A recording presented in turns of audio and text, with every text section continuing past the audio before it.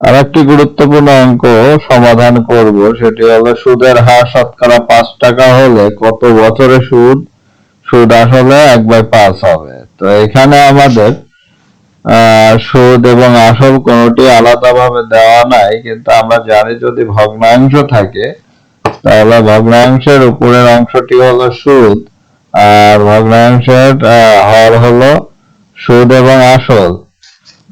তাহলে এখান থেকে যদি আমরা ক্যালকুলেশন করি, সুদ যোগ আসল সমান 5 আর সুদ হলো 1, তাহলে আসল পাবো হলো 4। এখন আমরা যদি I=RPN/100 করে m এর মান বের করি, তাহলে আমরা সঠিক উত্তর এই 5 ইয়ার্স আমরা পেয়ে যাব।